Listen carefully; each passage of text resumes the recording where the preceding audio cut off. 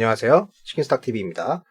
자, 2021년 국내 주식시장 요새 엄청 핫하죠. 그 가운데 공모주 시장도 어느새 시작이 됐습니다. 올해는 유독 공모시장에서도 사람들의 기대가 크다고 할 수 있는데 그에 대한 이야기를 해보겠습니다. 자, 2017년도 이후로는 IPO 시장의 규모가 축소되었고 이제 서서히 올라오고 있는 중이었습니다. 17년도 이때는 넷마블, 셀트리온 헬스케어, 오렌지라이프 등이 주요 대여로 작용했기 때문에 공모 시장이 컸었고요. 이후로는 대여가 좀 없었기 때문에 줄어들었다가 올라오면서 작년에 살짝 맛을 보여줬죠. SK바이오팜을 필두로 해가지고 카카오게임즈, 빅히트엔터 등의 나름 대여급 상장이 있었고 얘들이 이른바 대박, 따상으로 공모에서 흥행을 했고 이게 이슈화가 되면서 사람들의 기대감이 배가 되면서 공모주 시장은 대호황으로 마무리된 바가 있습니다. 2021년도에도 역시 시가총액 조 단위의 대여급이 다수 상장할 계획이기 때문에 IPO 시장은 흥행을 할 걸로 예상을 하고 있어요. 다들 이제 문이 열리기만 기다리고 있죠. 과거의 공모주 시장 같은 경우에는 1년에 승인이 나는 건수가 스펙이나 리치 등을 제외하면 기업 기준으로 대략 한 70개 정도로 제한되어 있었습니다. 사실 작년에는 조금 더 많이 열어줄 걸로 예상을 했었거든요. 순수 기업만 한 80개 정도를 생각을 했었는데 결론적으로는 70개로 마무리되었습니다. 자, 월별 개수가 있는데요. 보통 연말에 이렇게 쏠리는 현상이 있습니다. 작년에는 연말에 한 30개 정도 될 줄 알았는데 여러 이유로 밀리게 되었습니다. 그러니까 제일 쉽게 될 수 있는 핑계는 코로나로 인한 문제겠죠. 그러다 보니까 이게 밀려가지고요. 1월 달에 생각보다 수요 예측이 꽤 생기게 되는 현상이 발생했습니다. 그래서 엊그제 MBT부터 수요 예측을 이제 시작을 했는데요. MBT, 선진뷰티, CN투스 이런 애들 다 포함해가지고 1월 달에만 14개가 있어요. 그러니까 정말 많은 거죠. 이 중에서 이미 아시는 분들은 아시겠지만은 다 밀었던 애들이 좀 있거든요. 프레스티지 바이오파마, 와이더, 레인보우, 모비릭스, MBT 다 이런 애들 미룬 애들입니다. 자, 1월 달에 수요 예측한 애들 중에서 5개 정도는 상장을 하지 않겠습니까? 보통 일반적으로 1월 달에 한 2개 정도 상장하고 넘어갔는데 올해는 그 흐름이 달라지게 된다. 현재 공식적으로 나온 상장 계획으로도 이미 3개는 상장을 하는 걸로 나와 있습니다. 이게 기간 경쟁률인데요. 20년에 예년보다 엄청난 공모 흥행이었다는 거는 이젠 다들 알고 계시죠. 자, 그걸 보여주듯이 20년 12월 같은 경우에는 역대급으로 기간 경쟁률이 단순 평균으로만 1100대 1이 나왔습니다. 이게 예년 같으면 이제 1월 달에 좀 이렇게 수그러드는 모습이 나와야 되는데 결과가 발표된 1월 첫 수요 예측 케이스인 MBT 같은 경우에 1400대 1의 상단 초과로 결과가 나왔습니다. 그러니까 뭐 그런 거 없다. 그 분위기 계속 이어간다. 이런 모습이 보이고 있어요. MBT 같은 경우에는 규모가 작기는 하지만은 이렇게까지 나오면서 실질적으로 물량을 배정받지 못하게 된 기관들이 제법 있거든요. 그러다 보니까 이게 다음 의사결정에 영향을 줍니다. 그래서 더 높게 써가지고 상단 초과 이렇게 될 가능성이 농후해졌다고 할 수 있습니다. 당연히 높은 경쟁률은 높은 시초의 형성 가능성과 연계가 되는데요.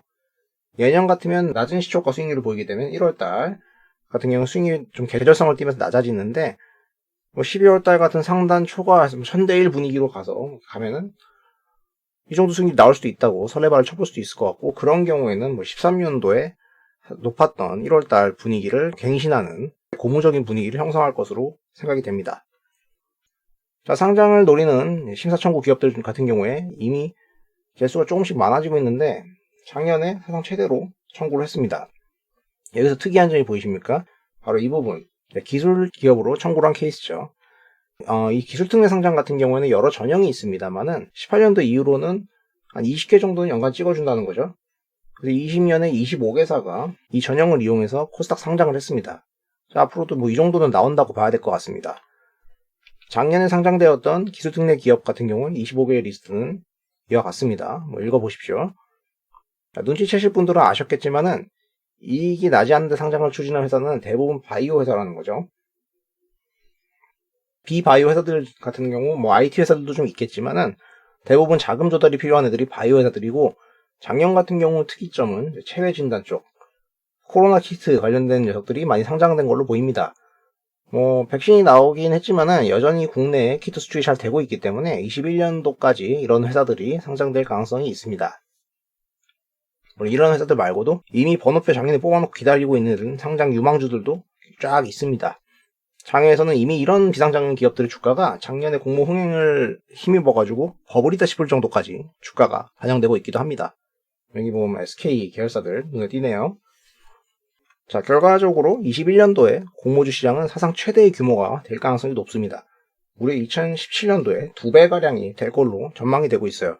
자, 과거의 공모 시장이 큰 규모로 보였을 때를 보면은 시장이 잘 되기 위해서는 당연히 어떤 대어들이 이렇게 상장을 해줘야 됩니다. 21년 같은 경우 그 대어들은 대표적으로 SK 계열사들, 카카오 계열, 크래프톤 이런 대규모 회사들, 그리고 LG화학에서 분사한 LG에너지솔루션 같은 회사들이 되겠습니다. 주요 대어들의 리스트와 예상 가치를 보시면 2차 전지를 만드는 LG에너지솔루션, 얘가 제일 유망한 건데 50조의 가치를 보고 있고요. 통상적으로 한 20% 정도 공모를 하니까 얘만 해도 벌써 10조 공모 시장입니다. 그리고 배틀그라운드라는 서바이벌 게임으로 세계를 평정한 크래프톤, 얘가 한 20-30조를 보고 있어요. 지금 NC소프트의 시가총액이 21조니까 엄청난 거고요. 카카오 계열의 유망주인 카카오뱅크, 카카오페이, 카카오페이지 각각 조 단위의 상장이고, SK 계열의 SKI 테크놀로지, SK바이오사이언스 외에도 원스토어, 하나종합화학, 티켓몬스터 같은 회사들이 있습니다. 이런 대어들은 이미 주관사들끼리 다 선정이 돼가지고요. 절차만 기다리고 있는 상황이고요. 회사들도 나름 상황이 급해서 올해 안에 잘 끝났으면 좋겠다고 생각을 합니다. 두 회사의 케이스만 보겠습니다.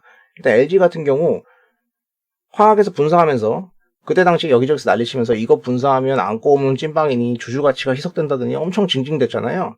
근데 결국 분사는 됐고 어쨌든 LG화학의 주가는 최근 100만원을 넘어갔습니다. 그러니까 갑자기 싹 조용해졌거든요. 원래 사람들이 그래요. 주가 차익에만 관심이 있기 때문에 그런 거에는 별로 관심이 없거든요.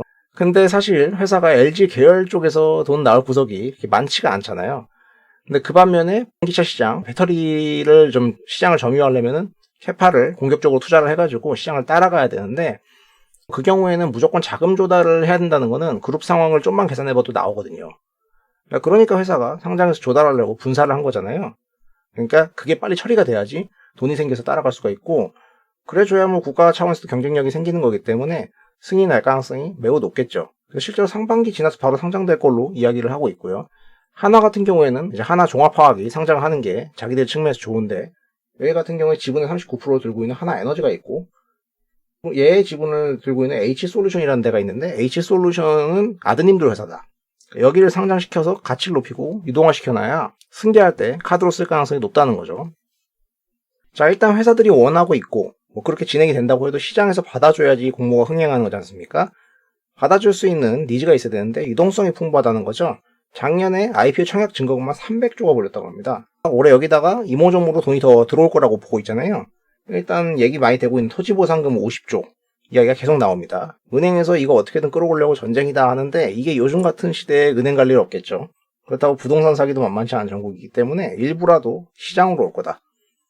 그리고 단순히 주식시장만 보더라도 증시 예탁금이 계속해서 증가하고 있는 상황인데 지금 68조 정도 되거든요. 이 자금이 공모주 자금하고는 성향이 좀 다른 부분도 있겠지만 경우에 따라서는 왔다 갔다 하기도 합니다. 그래서 뭐 다들 대한민국 사람도 돈 없다 힘들다 하는데 돈이 도처에 깔려 있다는 겁니다. 그래서 이런 공모 물량들을 받아줄 가능성이 매우 높습니다.